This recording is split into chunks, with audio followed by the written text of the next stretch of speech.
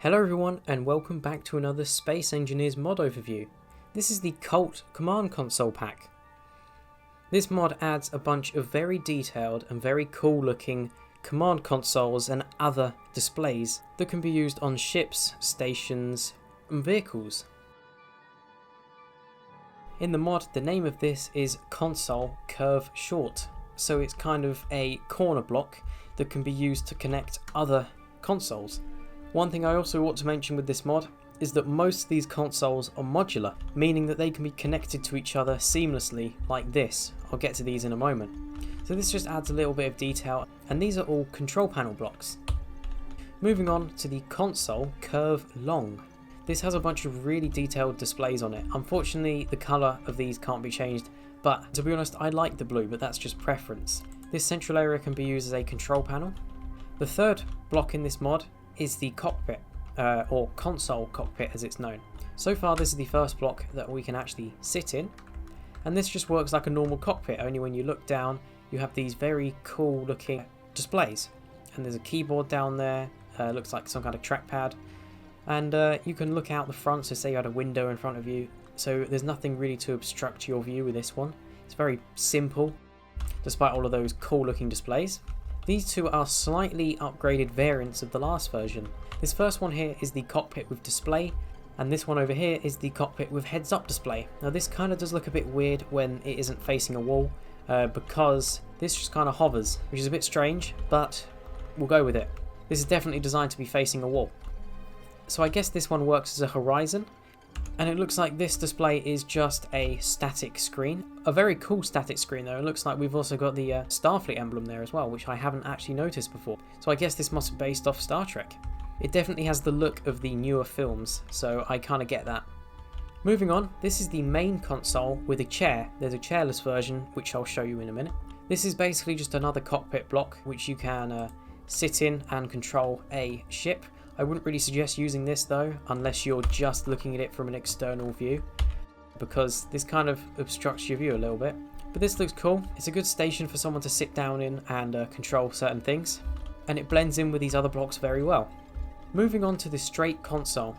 This is kind of like a button panel, but it just looks a lot more complicated. So this top area is the control panel, which you can use to see everything in the ship, but on the bottom here there are 4 buttons which you can allocate to any function you want. Moving on, this is the main console. So this is the same as the block over here, but without a chair. And instead it is replaced by buttons, which you can use the same as this one, or a button panel. This control panel is functionally the same as this one, but it just looks a bit different. So moving on to a few different types of control panel. This is the switch. It's basically just a single button, so you can use this for things like airlocks or a hangar bay. And over here is just the inverted version. Over here is the wall mounted version, so it has the wires coming down.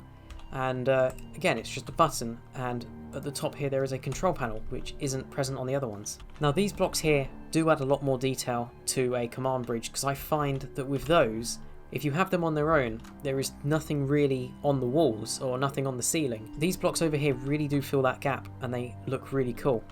So we have a lot of displays on these, and these are basically the same block, but there are just 2 different variants.